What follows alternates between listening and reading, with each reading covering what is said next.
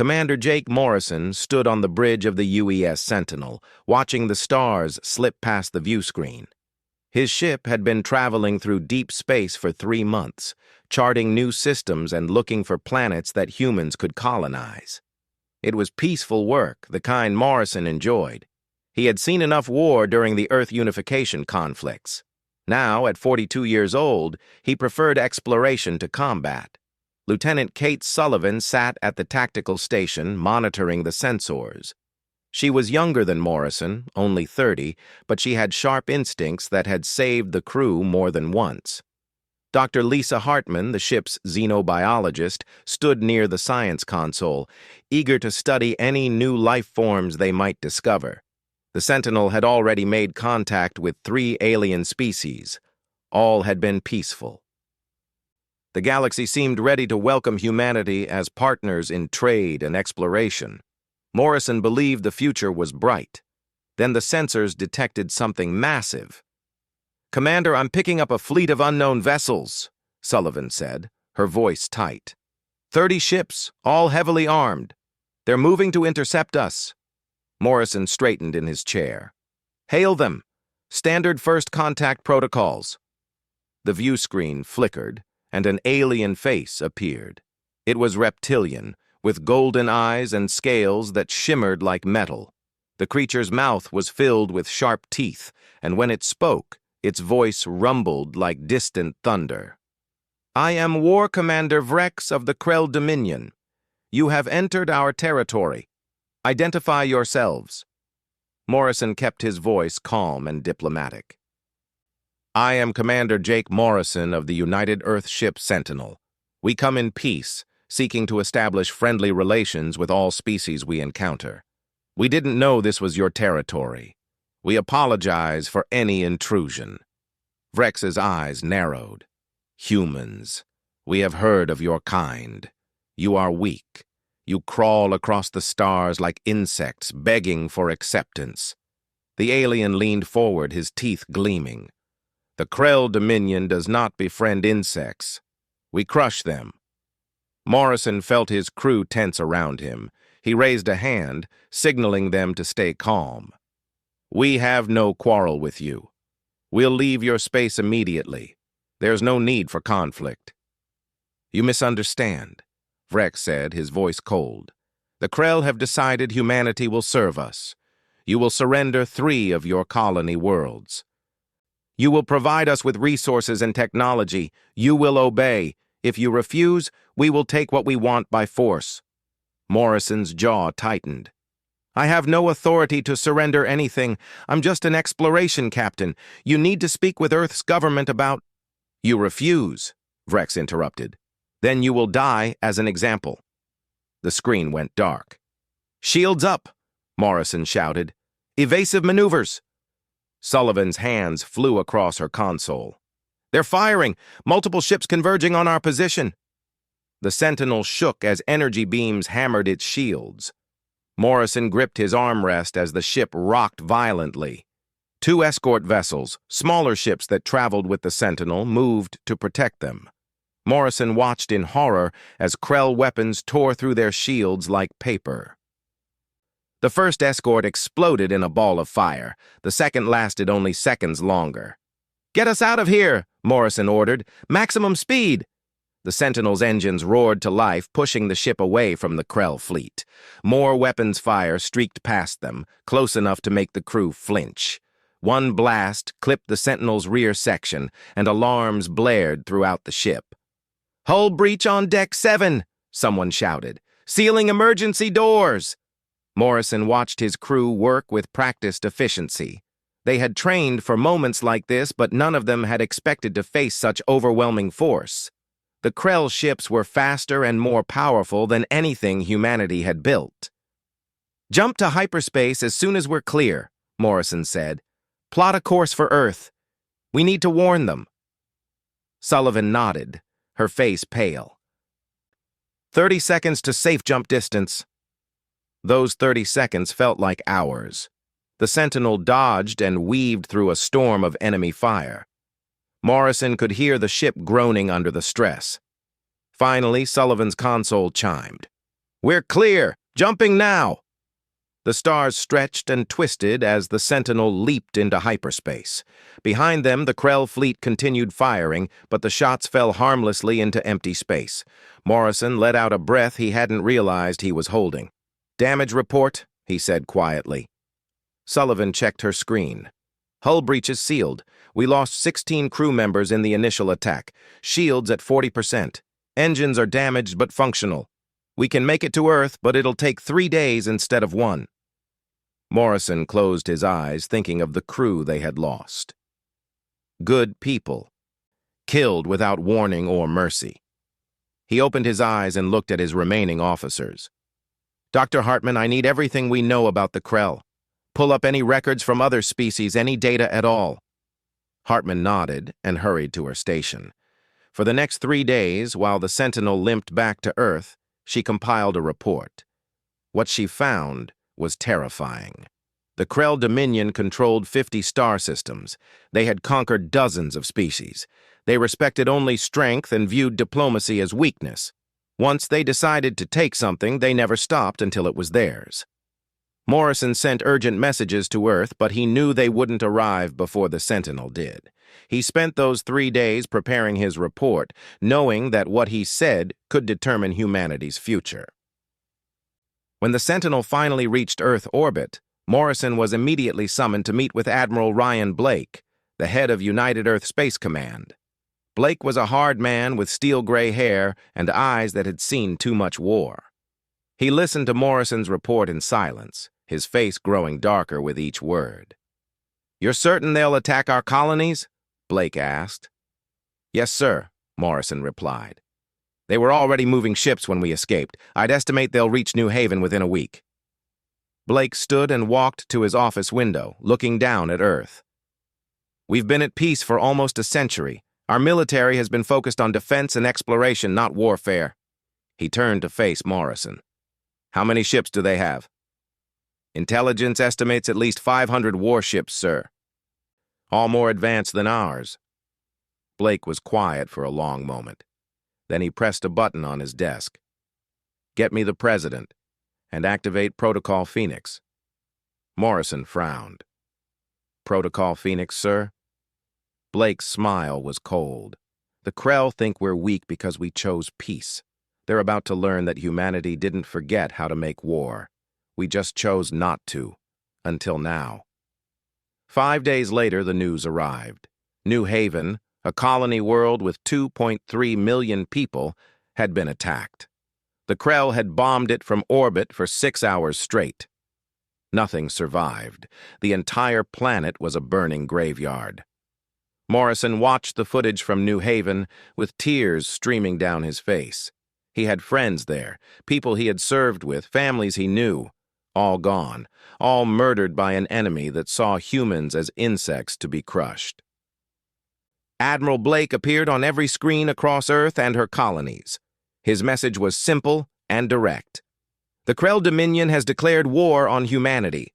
They have killed 2.3 million of our people. They believe we are weak. They believe we will surrender." Blake's voice grew harder. "They are wrong. Humanity tried peace. We extended our hand in friendship. They responded with genocide. So now we will show them what happens when you awaken humanity's capacity for war. We will show them what it means to face an enemy that refuses to die. We will show them fire." Morrison stood in the back of the briefing room as Blake continued. The Admiral's next words would echo across human space and strike fear into the hearts of humanity's enemies. The Krell wanted war. They will get it. But they will learn too late that when you threaten humanity's survival, we don't just fight back. We incinerate everything. General Kyle Henderson watched the factory floor from the observation deck. Below him, thousands of workers assembled weapons at a pace he had never seen before. Robots and humans worked side by side, building warships, missiles, and guns. The factory had been a civilian manufacturing center just 2 weeks ago. Now it was part of humanity's war machine. Henderson was 55 years old and had spent his entire career preparing for a war he hoped would never come. Earth had been peaceful for so long that many people forgot why they had built such massive military reserves. They were about to remember. "General, Dr. Perry is here to see you," his aide said. Henderson turned to see Dr. Nicole Perry enter the observation room. She was a thin woman in her 40s with intense eyes and hands that never stopped moving. She carried a data pad covered in complex equations. "General, I need to show you something," Perry said without greeting. She was never one for small talk. "The Phoenix Project is ready." Henderson felt his pulse quicken. The Phoenix Project had been classified at the highest level for decades. Only a handful of people knew it existed. "How ready?" "We can begin production immediately. The Nova bombs are tested and functional. The Plasma Lance networks can be deployed within 3 weeks. And the antimatter torpedoes." Perry smiled grimly. "The Krell have never seen anything like them." Henderson looked back at the factory floor. "How many can we build?" "As many as you need. The question isn't quantity, General. It's whether we're willing to use them." "The Krell killed 2.3 million people on New Haven," Henderson said quietly. "They're coming for more of our colonies. I'm willing to use whatever it takes to stop them." Perry nodded. "Then I'll need authorization from the President. These weapons are extreme. Once we start using them, there's no going back to the old ways." "The Krell already made that choice for us," Henderson replied. "Get your authorization. Start production." While Perry worked on her weapons, Captain Ben Rodriguez prepared for battle. His ship, the UES Vengeance, was brand new, built using military technology that had been kept secret for decades. It was faster than any civilian vessel and armed with weapons designed for one purpose: destroying enemy warships. Rodriguez stood in the Vengeance's hangar bay, watching his crew load missiles into the launch tubes. He was 38 years old, a career military officer who had trained for combat but never experienced real war. That was about to change. "Captain, we just received word," his first officer said. "Krell forces are approaching Bridgeport Colony. ETA 4 hours. Rodriguez felt his stomach tighten. Bridgeport had 800,000 people, men, women, children, all depending on him and his crew to protect them. "How many Krell ships?" 25 warships, sir. About half the force that destroyed New Haven." Rodriguez smiled coldly. "Good. This time they'll face an actual defense. Signal the fleet. We move out in 10 minutes." The Vengeance launched from Earth orbit with 15 other warships. It wasn't much compared to the Krell fleet. But Rodriguez wasn't planning a fair fight. He had studied the intelligence reports from Commander Morrison's encounter. The Krell were powerful, but they fought in predictable formations. They expected their enemies to meet them head-on. Rodriguez had other plans. When the Vengeance arrived at Bridgeport, the colony's defense platforms were already engaging the Krell. Rodriguez could see explosions dotting the darkness of space as missiles and energy beams crossed the void. The Krell ships were pushing forward, confident in their superior firepower. "All ships, break formation," Rodriguez ordered. "Alpha pattern, hit them from every angle." The human ships scattered like leaves in the wind. Instead of forming a defensive line, they split into small groups and attacked from multiple directions. The Krell formation, so effective against conventional tactics, became a liability. They couldn't bring all their weapons to bear on the fast-moving human vessels. Rodriguez targeted a Krell destroyer that had separated slightly from the main group. "Fire Nova torpedo, full spread." The Vengeance's new weapons launched with a brilliant flash. Unlike conventional missiles, Nova torpedoes carried warheads that could generate miniature stellar explosions. When they struck the Krell destroyer, the ship's shields collapsed instantly. The hull melted like ice under a blowtorch. In seconds, the destroyer was gone. "Target destroyed," the weapons officer reported, his voice filled with satisfaction. "Next target," Rodriguez said calmly. "Keep moving. Don't let them pin us down." The battle raged for 3 hours. The Krell kept trying to form up and use their superior numbers, but Rodriguez's ships refused to cooperate. They darted in, fired, and retreated before the enemy could respond. One by one, Krell ships fell. Their weapons, designed to overwhelm static defenses, couldn't track the fast-moving human vessels. When it was over, 22 Krell warships were destroyed or crippled. The remaining 3 fled into hyperspace. Rodriguez had lost 2 ships and taken damage on 4 others, but Bridgeport was safe. The message spread across human space within hours. Humanity could fight back. The Krell were not invincible. Ambassador Dana Walsh stood before the Galactic Council, representing humanity for the first time since the war began. The council chamber was a massive dome filled with representatives from hundreds of species. Most of them looked at Walsh with a mixture of pity and fear. The council speaker, an insect-like alien named Chur, addressed her in a clicking voice that the translator rendered as cold and formal. Ambassador Walsh, the council has reviewed humanity's conflict with the Krell Dominion. We must inform you that the council cannot intervene in this war. Walsh had expected this, but it still angered her. The Krell murdered 2.3 million civilians without provocation. They violated every principle the Council claims to uphold. The Krell Dominion is a sovereign power, Chur replied. The Council does not interfere in the internal affairs of its members. Internal affairs? Walsh's voice rose. They attacked us. We're not part of their territory. The Krell have lodged a formal claim on human space. Until that claim is resolved, the Council must remain neutral. Walsh looked around the chamber at the assembled aliens. She saw fear in many faces. They were afraid of the Krell, afraid to take a stand against such a powerful enemy. She realized that humanity would get no help from these people. Then let me make something clear to this council, Walsh said, her voice steady and cold. Humanity asked for peace. We extended friendship. We followed your rules. And when we were attacked, you abandoned us. She paused, letting her words sink in. The Krell wanted war. They're getting war. And we will fight with every weapon we have, every strategy we can devise, and every ounce of rage we feel. We will not surrender. We will not negotiate. We will not stop until the Krell are no longer a threat.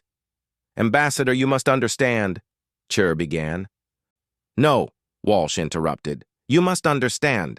Humanity didn't start this war, but we will finish it, and every species in this chamber should take note.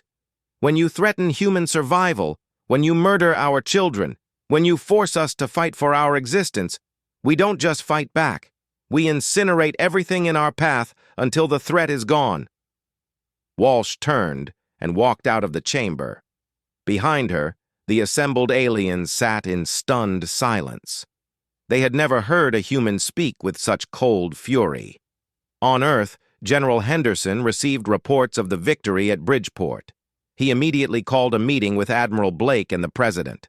They gathered in a secure bunker deep beneath military headquarters. The Krell will respond to our victory with overwhelming force, Henderson said. Intelligence suggests they're preparing to send their Grand Armada. 500 warships, all of their military might. President Laura Martinez looked tired. She had barely slept since New Haven. Can we stop them? Not in a defensive war, Henderson admitted. But I don't plan to fight defensively. It's time to activate Operation Inferno. Blake leaned forward. You want to take the war to them? The best defense is a strong offense, Henderson replied. The Krell think they're invincible because no one has ever seriously attacked their territory. We're going to change that. We're going to hit their supply lines, destroy their bases, and burn their military infrastructure to ash. We're going to make them afraid. Martinez was quiet for a long moment. Henderson knew she was weighing the cost. Offensive operations meant more casualties, more risk, but it also meant taking control of the war instead of reacting to Krell attacks. Do it, Martinez finally said. Show them what happens when they threaten humanity. Henderson saluted and left to begin preparations. As he walked through the military command center, he saw officers and soldiers working with grim determination. They had all seen the footage from New Haven. They had all lost someone they knew. The entire human race was united in a way it had never been before. The Krell had wanted to crush humanity like insects. Instead, they had awakened something that had been sleeping. They had reminded humanity of something it had almost forgotten during the long peace. Humans were very, very good at war. Rodriguez received new orders within a day. His ship and 50 others were being organized into the first strike fleet. Their target, 3 Krell military installations deep in enemy territory. It was a bold, dangerous mission. Many of them wouldn't come back. Rodriguez read the orders to his crew. When he finished, he asked if anyone wanted to transfer to safer duties. Not a single person raised their hand. "The Krell think we're weak," Rodriguez said to his assembled crew. "They think we'll surrender if they hit us hard enough. They're wrong. They've never fought humans before. They've never faced an enemy that refuses to quit, that fights harder the more desperate things get. We tried peace. They chose incineration. So that's exactly what we'll give them." Fleet Admiral Greg Turner stood in the command center of the UES Retribution, watching the tactical display show 50 human warships moving through hyperspace. They were deep in Krell territory now, farther than any human had traveled before. Around him, officers worked quietly at their stations, their faces set with determination. Turner was 60 years old, a veteran of the Unification Wars who had spent the last decades training for exactly this kind of operation. He had gray hair and a scar across his left cheek from an old battle. Some younger officers thought he was too old for active combat. He was about to prove them wrong. "Exiting hyperspace in 30 seconds, the navigation officer announced. Turner nodded. "All ships to battle stations, launch fighters the moment we drop out. I want those installations destroyed before they know what hit them." The stars snapped back into focus as the fleet emerged from hyperspace. Ahead of them, 3 Krell military stations orbited a dead moon. Each station was the size of a small city, bristling with weapons and shields. They served as supply depots, repair facilities, and command centers for Krell forces in this sector. "Targets acquired," the weapons officer said. "All ships reporting ready." "Fire everything," Turner ordered. The human fleet unleashed a storm of weapons. Nova bombs streaked through space, their warheads glowing with barely contained energy. Plasma lances, beams of superheated matter that could cut through metal like butter, stabbed out from the warships. Antimatter torpedoes, the most destructive weapons humanity had ever created, raced toward their targets. The Krell stations had shields, powerful ones designed to withstand massive attacks. They had never faced anything like what humanity brought to bear. The shields flickered, overloaded, and collapsed within minutes. The stations themselves began to break apart under the relentless assault. "Station 1 is fragmenting," someone reported. "Massive internal explosions." Turner watched the tactical display as the first station tore itself apart. Thousands of Krell personnel died in seconds. He felt no joy, only grim satisfaction. This was war. This was what the Krell had brought upon themselves. "Enemy fighters launching from Station 2, the tactical officer warned. 30 contacts, closing fast." "Release Major Donovan," Turner said calmly. Major Claire Donovan led the Reaper Squadron, humanity's elite fighter wing. She was 32 years old and had trained in simulators for years before seeing real combat. Now she was one of humanity's top pilots, known for aggressive tactics that terrified the enemy. Donovan's fighter screamed out of the Retribution's hangar bay with 11 others following close behind. She could see the Krell fighters ahead, bulky craft that relied on heavy armor and powerful guns. They flew in tight formations, textbook military discipline. "Reapers break and attack," Donovan ordered. "Hellfire pattern." Her squadron scattered, approaching the enemy from a dozen different angles. The Krell fighters tried to maintain their formation, but it meant they couldn't cover each other effectively. Donovan dove under one enemy fighter and fired a burst from her plasma cannons. The Krell ship exploded. "That's one," she muttered, already targeting the next. The Reaper Squadron introduced a tactic they called the Hellfire Run. Instead of engaging in traditional dogfights, they would dart close to enemy ships and launch plasma charges directly at weak points. The charges would penetrate the hull and explode inside, incinerating the enemy from within. It was brutal, effective, and absolutely terrifying to anyone facing it. Within 10 minutes, all 30 Krell fighters were destroyed. The Reaper Squadron had lost only one pilot. Back on the Retribution, Turner watched as the second and third stations fell. The entire battle had lasted just over an hour. 3 major Krell installations were gone, along with thousands of enemy personnel and countless weapons and supplies. "Set course for the next target," Turner ordered. "We're not stopping." Over the next 3 weeks, Turner's fleet struck deep into Krell territory. They hit supply convoys, destroyed communication relays, and burned military outposts. The Krell tried to respond, sending fleets to intercept the humans, but Turner refused to fight on their terms. He used hit-and-run tactics, striking hard and disappearing before the enemy could retaliate. Alex Chen worked in intelligence aboard the flagship, monitoring Krell communications. He was 28 years old, a tech specialist who had always been better with computers than people. When the war started, he volunteered to help crack Krell encryption. It took him 3 months of constant work, but Chen finally broke through. Suddenly, humanity could read every Krell message, track every ship movement, and predict every attack. It was like playing chess when you could see your opponent's entire strategy.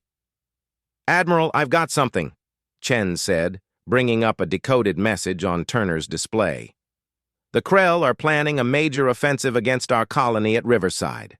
50 warships arriving in 4 days." Turner studied the information. "How confident are you in this intel?" 100%, sir. I've verified it through 3 different communication channels." Turner smiled grimly. "Then let's be waiting for them. Chen, you just saved thousands of lives." The battle at Riverside became another disaster for the Krell. When their fleet arrived, they found human warships already in position. The ambush was perfect.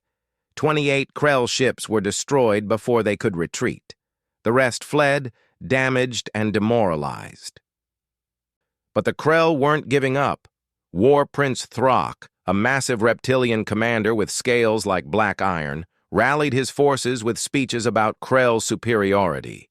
He told his people that humans were a plague that must be eliminated, that any Krell who showed mercy was a traitor. Throck took command of the Krell's largest remaining fleet and set out to prove that his people could still win. His target was the Krell fortress world of Draxus Prime, where human forces were conducting raids. Throck planned to trap the human fleet there and destroy them. Admiral Turner received intelligence about Throck's plan from Chen. Instead of retreating, he decided to make a stand. Draxus Prime was too valuable a target to give up. More importantly, Turner wanted to face the Krell's best commander and show the galaxy that humanity would not back down. "We're going to need reinforcements," Turner's second-in-command said, studying the tactical projections. "Throck is bringing over 100 ships." "Then we'll bring more too," Turner replied. "Signal Earth. It's time to deploy the Prometheus class." The Prometheus-class dreadnought was humanity's newest and most powerful warship. It was 3 times the size of a normal battleship and armed with weapons that could crack planets. Only 2 had been completed so far, and both were on their way to Draxus Prime. When Turner's fleet and the reinforcements assembled in orbit around Draxus Prime, they numbered 75 warships. It was still less than what Throck was bringing, but Turner was betting on quality over quantity. Throck's fleet arrived with confidence. The War Prince had never lost a major battle. He expected to crush the humans and restore Krell honor. His ships formed up in their traditional battle formation, a wall of heavy cruisers supported by carriers and destroyers. "All ships, engage at will," Turner ordered. "Prometheus 1 and 2, target their flagship." The two dreadnoughts moved forward, their massive hulls glowing with power. The Krell fleet fired everything they had at them, but the Prometheus-class ships had shields that could withstand incredible punishment. They pushed through the storm of weapons fire like mountains moving through fog. When they were in range, the dreadnoughts fired their main guns. These weapons, called planet crackers, channeled enough energy to split continental plates. When they hit Throck's flagship, the ship's shields collapsed instantly. The hull superheated and melted. The ship broke in half and exploded. War Prince Throck died still believing in Krell superiority, right up until the moment his ship tore apart around him. The Krell fleet faltered. Without Throck's leadership, their formation began to break. Human ships pressed the attack, targeting the confused enemy vessels. Major Donovan's fighters swept through the Krell ranks like sharks through a school of fish. The battle lasted 6 hours. When it ended, 78 Krell warships were destroyed or crippled. Draxus Prime's military infrastructure was burning. The Krell defenders on the planet's surface surrendered rather than face orbital bombardment. Turner stood on his bridge, looking at the destruction displayed on the screens. His fleet had taken heavy damage. 15 ships were gone, thousands of crew dead. But they had won a decisive victory. "Admiral, we're receiving transmissions from the planet," the communications officer said. "Krell military personnel are offering to surrender, but the civilian population is begging us to spare them." Turner thought about New Haven. He thought about the 2.3 million people who had been incinerated without mercy. He thought about how the Krell had given humanity no choice, no quarter, no chance. "Spare the civilians," he said finally. "Destroy every military installation, every weapons factory, every ship. Burn their capacity to make war. But the civilians live. We're not them." The human fleet systematically destroyed Draxus Prime's military infrastructure over the next 3 days. It was thorough, brutal, and complete. When they were finished, the planet had no ability to support military operations. The Krell civilians watched from their homes as human ships turned their war machine to ash. News of the victory spread across the galaxy. The Galactic Council met in emergency session. Dozens of species that had remained neutral suddenly sent diplomatic messages to Earth, asking to establish relations. They had seen what happened when you fought humanity.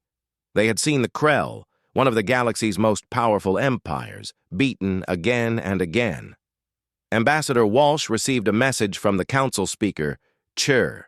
The insect-like alien's tone was very different from their last conversation. "Ambassador Walsh, the council wishes to extend its congratulations on your victory. Perhaps we were hasty in our earlier assessment. The council would like to discuss mediation between humanity and the Krell." Walsh smiled coldly. "Tell the council that humanity doesn't need mediation. The Krell started this war. We will decide when it ends, and it won't end until we're certain they can never threaten us again." She cut the transmission. Through the window of her ship, she could see Earth glowing blue and green below. It was still there, still safe, because humanity had proven it would do whatever it took to survive. The Krell had wanted to crush humanity. Instead, they had learned a terrible lesson. When you threaten human survival, when you force humanity to fight for everything it holds dear, you don't face a weak species begging for mercy. You face fire, you face fury. You face a species that will incinerate everything standing between them and victory. President Laura Martinez sat in the war room deep beneath the Capitol building. Around the table sat the most powerful people in human government and military: Admiral Blake, General Henderson, Ambassador Walsh, and a dozen others. On the central display, a single planet rotated slowly. Krelos, the Krell homeworld. Martinez had barely slept in 6 months. The war had aged her, putting lines on her face and gray in her dark hair. She was 49 years old and had never wanted this burden. She had campaigned for peace, for exploration, for building a better future. Instead, she was leading humanity through its bloodiest war. "Intelligence assessment," she said quietly. Alex Chen stepped forward with his report. He looked tired, too. His eyes red from endless hours monitoring Krell communications. "Krelos has a population of approximately 12 billion. Most are civilians. The military presence is concentrated in 3 major cities and orbital defense networks. After our victories in their outer territories, the Krell have pulled back almost their entire remaining fleet to defend their homeworld." "How many ships?" Blake asked. 243 warships, Chen replied. "Everything they have left. They've also been building new weapons, things we haven't seen before. Ground-based laser batteries that can hit ships in orbit, missile platforms hidden across the planet. They've turned Krelos into a fortress." General Henderson leaned forward. "A direct assault would cost us thousands of lives, maybe tens of thousands. We'd win eventually, but the casualties would be enormous." Martinez looked at the faces around the table. She knew what they were thinking. The same thing she had been wrestling with for weeks. "What are the alternatives?" Dr. Nicole Perry, the weapons specialist, spoke up. "We have options that would minimize our casualties. Nova bombs deployed in orbit could overwhelm their defenses. The planet cracker weapons on the Prometheus-class dreadnoughts could destroy military targets from a safe distance. We could win without risking our fleet." "And civilian casualties?" Martinez asked, though she already knew the answer. Perry hesitated. "Significant. Even with precise targeting, the destructive power involved would cause massive collateral damage. We're talking about weapons designed to destroy planets. Using them on a populated world, even against military targets, would kill millions." The room fell silent. Everyone understood what they were discussing. The choice between sacrificing human lives in a ground assault or using weapons that would kill countless Krell civilians. It was the kind of decision that no leader wanted to make. Dr. Megan Torres, the fleet's chief ethics officer, had been brought in specifically to advise on situations like this. She was a small woman in her 50s, a former philosophy professor who now helped military commanders navigate moral dilemmas. "President Martinez, we need to consider what we're becoming," Torres said softly. "The Krell started this war with atrocities. New Haven was a war crime. But if we respond by killing millions of civilians, how are we different from them?" "We're different because we gave them every chance to stop," Walsh said sharply. "We tried diplomacy. We tried peace. They chose genocide. Every human death in this war is on their hands, not ours."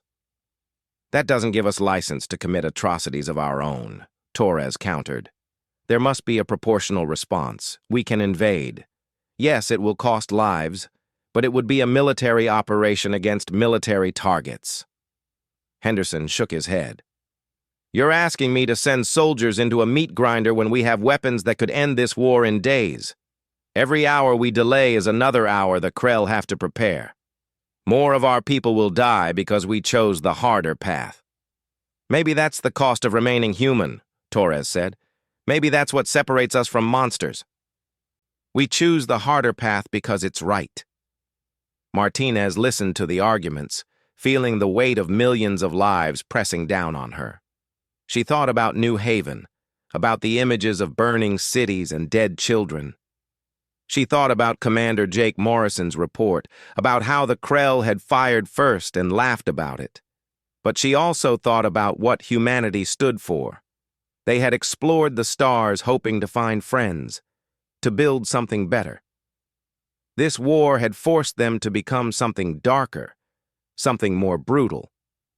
How much further could they go before they lost themselves completely? "I need time," Martinez said finally. "We're not making this decision today." While the leadership debated, Commander Sam Wright prepared for a different kind of mission. He led the Special Forces Division, the soldiers who handled the most dangerous ground operations. Martinez had asked him to develop a plan for invading Krelos if that option was chosen. Wright was 41 years old, a career soldier who had seen combat in every major conflict since he enlisted. He was tall and muscular, with a quiet intensity that made people trust him. His team respected him because he never asked them to do anything he wouldn't do himself. "All right, listen up," Wright said to his assembled Special Forces teams. "We've been given preliminary authorization for Operation Ground Zero. If the President gives the order, we'll be the first humans to set foot on Krelos. Our objective is to secure a landing zone on the moon orbiting the planet. From there, we establish a forward base for the main invasion force." One of his soldiers, a young woman named Katie Brooks, raised her hand. "Sir, intelligence says the moon is heavily fortified. How are we supposed to take it?" Wright smiled grimly. "The hard way. Fast insertion, overwhelming firepower, and a lot of luck. The moon has weapon platforms that can hit our ships in orbit. We take those out, we give our fleet a safe staging area. It's worth the risk." His team nodded. They were all volunteers, every single one. They knew the odds. They also knew that if they didn't take the moon, the invasion would cost even more lives. 3 days later, Wright's team launched their assault. 20 stealth shuttles dropped out of hyperspace near the moon, coming in fast and low to avoid detection. Krell sensors picked them up anyway, and defensive fire lit up the darkness. 2 shuttles were hit and destroyed before they reached the surface. Wright's shuttle took damage but made it down, slamming into the rocky ground hard enough to knock his teeth together. He was up and moving before the ramp even finished opening. "Go, go, go!" he shouted, leading his team out into a storm of enemy fire. The Krell defenders were ready for them. Automated turrets fired from hardened positions. Enemy soldiers in powered armor advanced with heavy weapons. Wright's team took cover behind rocks and returned fire with plasma rifles and rocket launchers. The battle was brutal and close range. Wright fought through 3 defensive lines, losing soldiers with each advance. Katie Brooks died holding a position so the rest of the team could advance. Others fell protecting their wounded comrades. But humanity's special forces had trained for exactly this kind of fight. They used tactics the Krell had never seen, moving in small teams that covered each other. They used demolition charges to collapse bunkers and portable shields to advance through heavy fire. After 6 hours of intense combat, Wright's remaining forces took control of the main weapons platform. He immediately signaled the fleet. "Objective secure. Moon is ours. Casualties heavy, but we're holding." Admiral Blake, commanding the fleet in orbit, felt relief wash over him. Wright's success meant they could stage a proper invasion if the President ordered it. It also meant 53 brave soldiers had died to give humanity that option. Blake looked at the tactical display showing Krelos below. The planet was beautiful from space, covered in blue oceans and green continents. 12 billion people lived there. Most had probably never wanted this war, but they were led by leaders who had chosen violence over peace. Back on Earth, President Martinez called an emergency meeting. Commander Wright's success had proven an invasion was possible, but the cost was already high. Intelligence reported that the Krell were preparing for a siege, moving civilians into hardened shelters and arming them with weapons. High Patriarch Zrel, the supreme leader of the Krell, sent a message that was broadcast across the galaxy. The old reptilian leader stood before cameras, his scales dulled with age, but his eyes still bright with defiance. "The humans believe they can conquer Krelos," Zrel said, his voice strong despite his years. "They believe their weapons and their fury make them unstoppable. They are wrong. Krelos has stood for 10,000 years. It will stand for 10,000 more. Every Krell will fight. Every street will run with blood before we surrender. Humans will learn that some enemies cannot be defeated, only survived." Zrel's message was clear. The Krell would never surrender. They would fight to the last soldier, to the last citizen if necessary. An invasion would be a bloodbath on both sides. Martinez watched the broadcast with her advisors. When it ended, she turned to face them. Options. Give me real options. Henderson stood. Madam President, we can do this the hard way or the easy way. The hard way is a ground invasion that will cost tens of thousands of human lives and millions of Krell lives. The easy way is orbital bombardment with our most powerful weapons. It will end the war in days. And kill millions, Torres said. The Krell have made it clear they will never surrender, Henderson continued. Z'Rell just told the galaxy he'll arm civilians. That means every person on that planet becomes a combatant in his eyes. How many of our soldiers have to die fighting children with rifles before we accept that the Krell won't stop? Martinez closed her eyes. She thought about the people who had elected her, who trusted her to keep them safe. She thought about the soldiers like Commander Wright who were ready to die following her orders. She thought about the Krell civilians who had no say in their leaders' decisions. But most of all, she thought about New Haven. About 2.3 million people who had been given no choice, no warning, no mercy. Assemble the fleet, she said quietly. Maximum strength, every available warship. We're going to Krelos. Madam President, you haven't specified which option, Henderson began. We're going to Krelos, Martinez repeated, her voice harder now. We're going to offer them one final chance to surrender, and if they refuse, if they fire on our fleet like they fired on New Haven, then we will show them what happens when you force humanity to choose between our survival and our mercy. She stood and faced her advisors. The Krell wanted war. They wanted to crush us, to eliminate humanity from the galaxy. They failed. Now they're going to face the consequences. Ready the fleet, ready the weapons, and ready Operation Final Dawn. The room emptied as her advisors left to prepare. Martinez stood alone, looking at the display showing Krelos. In 72 hours, 300 human warships would surround that planet. What happened next would determine not just the fate of the war, but the fate of humanity's soul. She whispered to the empty room, God forgive us for what we're about to do. Admiral Ryan Blake stood on the bridge of the UES Retribution, watching 300 human warships assemble around him. It was the largest fleet humanity had ever gathered in one place. Every functional warship, every carrier, every dreadnought. This was everything they had. Blake was 72 years old now. He had been fighting since he was old enough to hold a rifle. He had seen the worst of humanity during the Unification Wars. He had also seen the best, the moments when people came together to protect something larger than themselves. This moment felt like both. All ships reporting ready, Admiral, his communications officer said. Blake nodded. Begin final approach to Krelos. All weapons armed. Shields at maximum. If they fire first, we return fire with everything we have. The human fleet moved through space like a wall of steel and fire. Every ship bristled with weapons. Every crew was at battle stations. They had trained for this. They had bled for this. Now they would end it. Commander Jake Morrison stood on the bridge of his new ship, watching the fleet advance. After losing the Sentinel, he had been given command of a destroyer. Lieutenant Kate Sullivan was still with him, now promoted to commander and serving as his executive officer. Feels like the whole war has led to this moment, Sullivan said quietly. Morrison nodded. The Krell wanted to crush us. Instead, they're about to face the full strength of an angry humanity. I almost feel sorry for them. Almost. Dr. Lisa Hartman was also there, now serving as the fleet's chief xenobiologist. She had studied the Krell for months, trying to understand their culture. What she found disturbed her.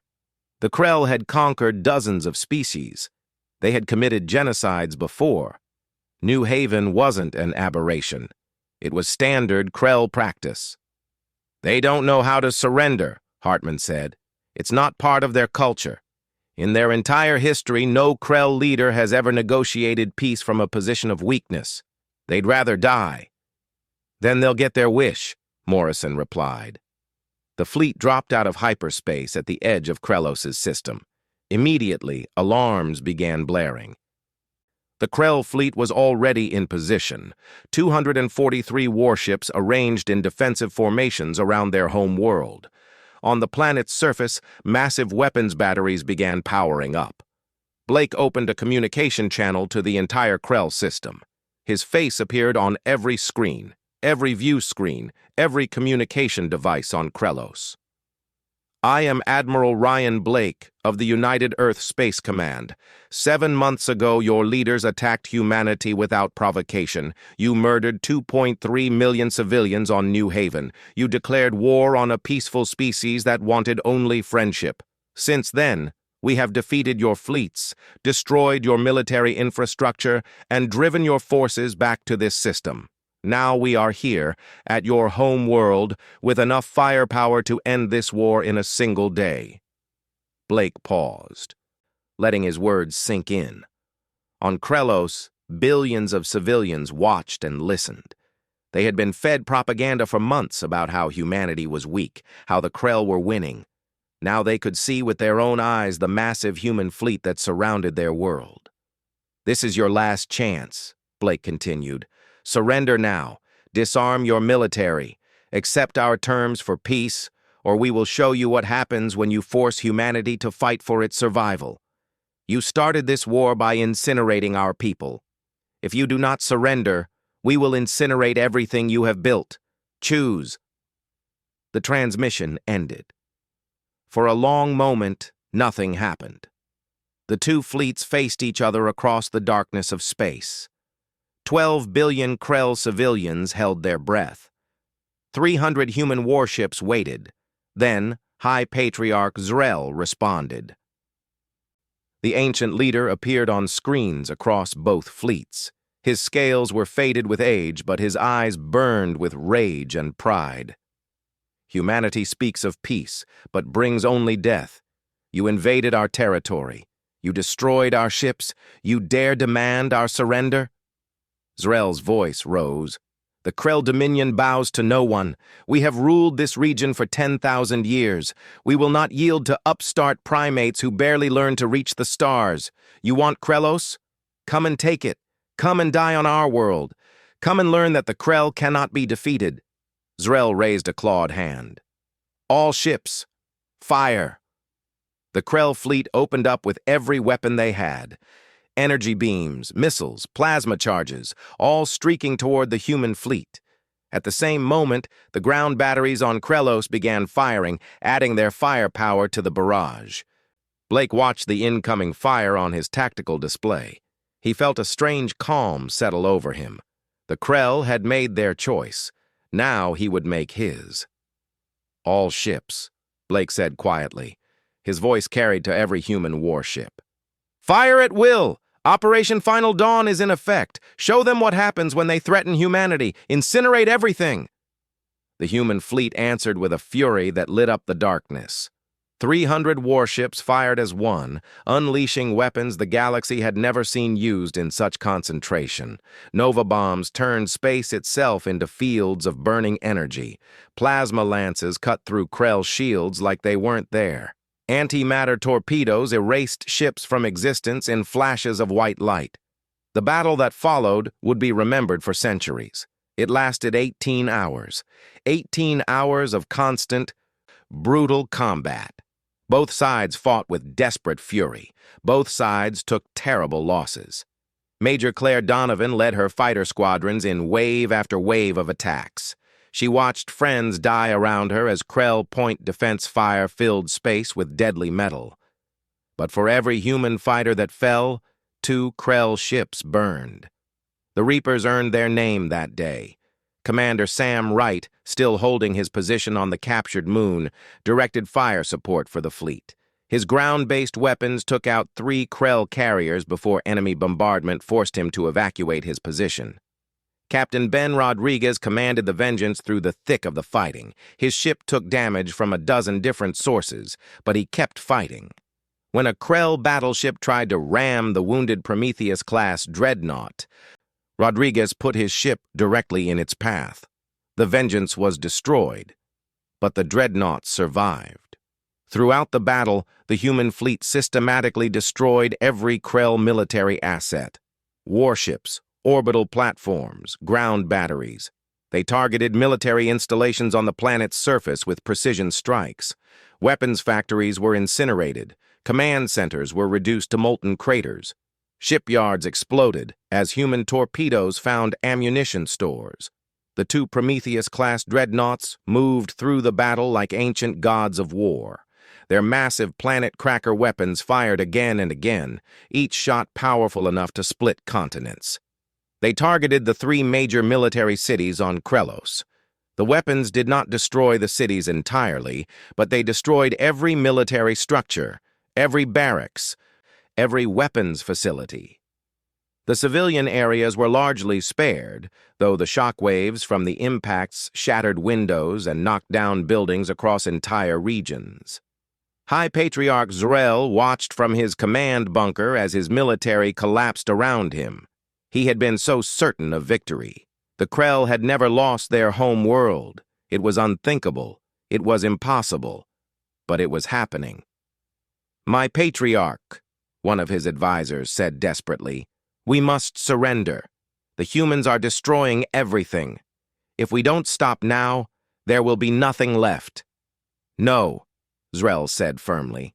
"The Krell do not surrender. Send the order. All remaining forces are to fight to the death. Better to die with honor than live as slaves to inferior beings." The advisor stared at him in horror. "My Patriarch, there are billions of civilians. They will die if the fighting continues." "Then they die as Krell," Z'Rell replied coldly. But the Krell military commanders had seen enough. They had watched their fleets burn. They had watched their cities targeted with weapons that could crack worlds. They knew that if they continued fighting, humanity would keep escalating. Eventually, there would be nothing left but ash and radiation.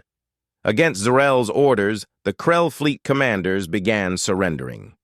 One by one, ships powered down their weapons and broadcast surrender codes. On Krelos, military officers opened their bunkers and walked out with raised hands. They would rather face human occupation than watch their entire civilization burn. Blake watched as the Krell resistance collapsed. "Cease fire," he ordered.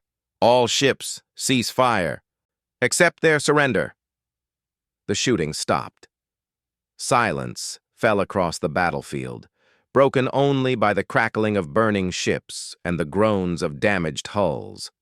Of the 243 Krell warships that had defended their home world, only 37 remained intact. The rest were destroyed or too damaged to be salvaged. The human fleet had lost 41 ships. Thousands of crew members were dead, but they had won. Blake ordered ground forces to occupy Krelos. Human soldiers landed in the three major cities and began securing military facilities.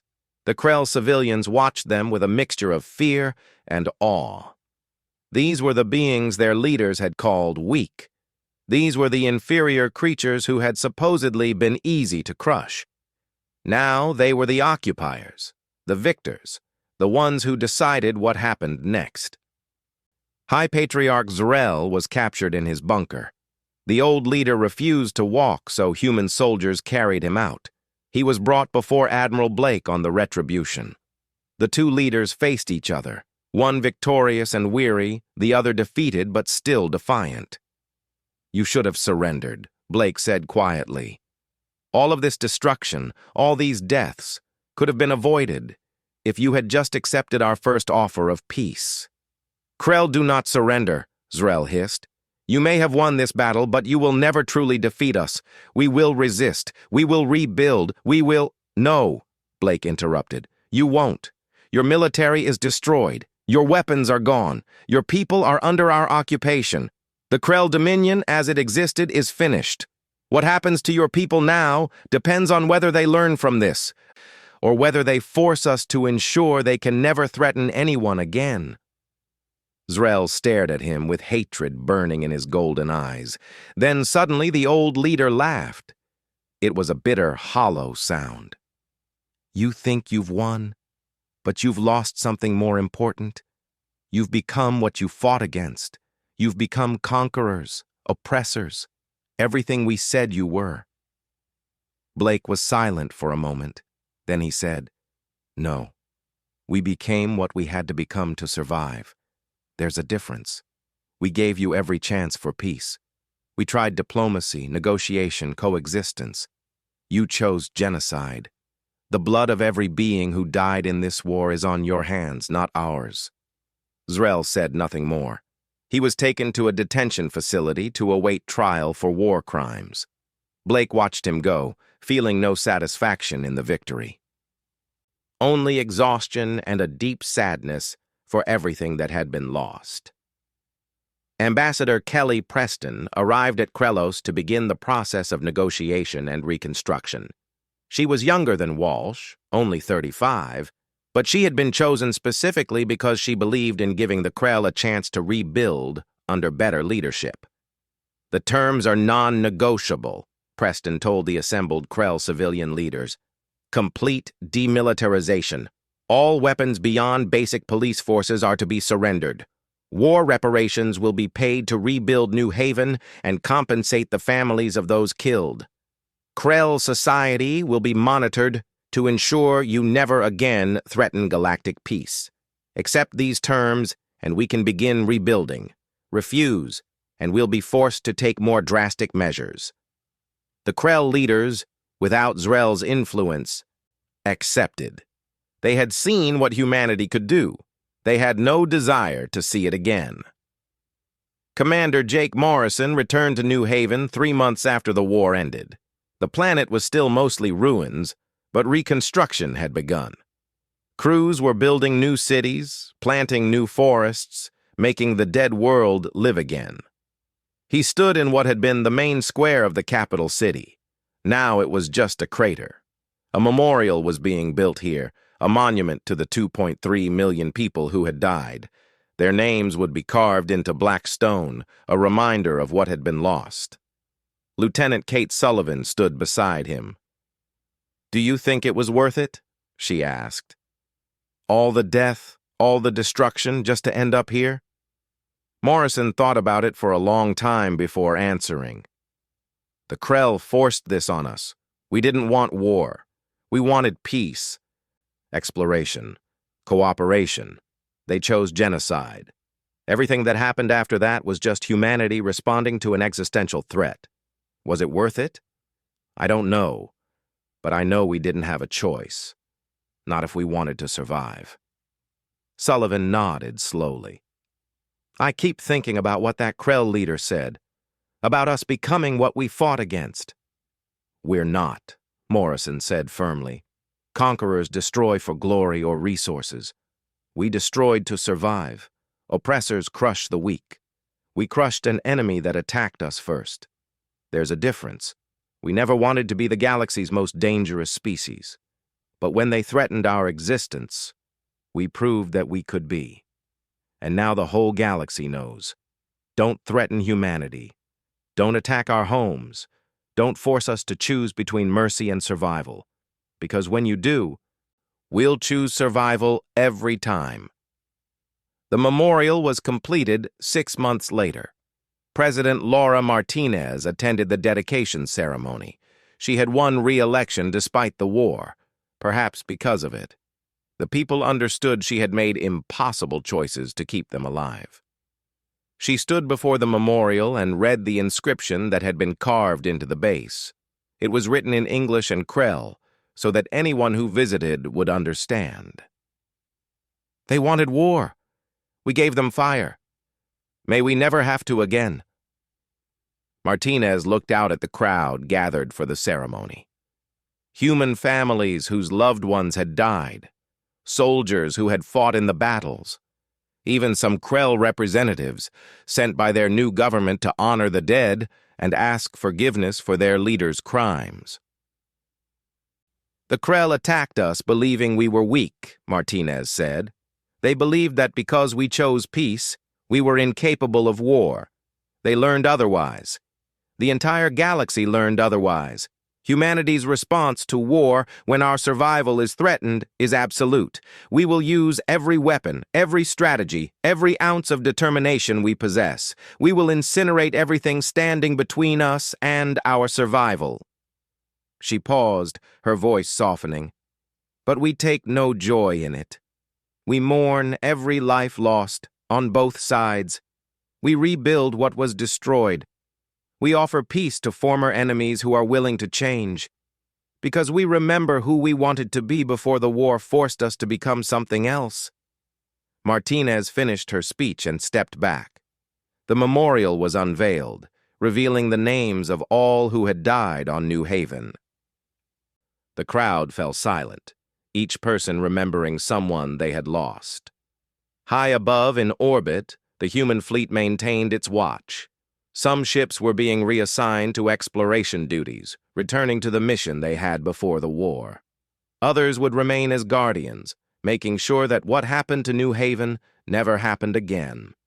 In the years that followed, the Krell people slowly rebuilt under human supervision. A new generation grew up knowing the cost of their leaders' pride. They built a different society, one focused on cooperation instead of conquest. Other species in the galaxy took note. Humanity's offer of friendship became more attractive when everyone knew the alternative. Trade flourished, new alliances formed. The humans who had proven they could wage total war now proved they could make lasting peace. But humanity never forgot the lesson of the war. Every ship carried weapons that could devastate planets. Every officer trained in tactics designed to overwhelm enemies with ruthless efficiency. The capacity for absolute warfare remained, kept ready but unused, a reminder to the galaxy and to humanity itself. The inscription on New Haven's memorial became a motto that spread across human space. It was carved into the hulls of warships, painted on the walls of military academies, whispered by parents to children who asked why humans prepared so thoroughly for war while hoping so desperately for peace. They wanted war. We gave them fire. May we never have to again. Humanity had proven what it could do when threatened. Now it would spend the rest of its history proving that, given the choice, it preferred to build rather than destroy, to create rather than incinerate, to extend a hand in friendship rather than a fist in anger. But the capability remained. The fire was always there, ready to burn if someone was foolish enough to force humanity to light it again. And the galaxy, having seen what happened to the Krell, had no desire to make humanity choose fire over friendship ever again.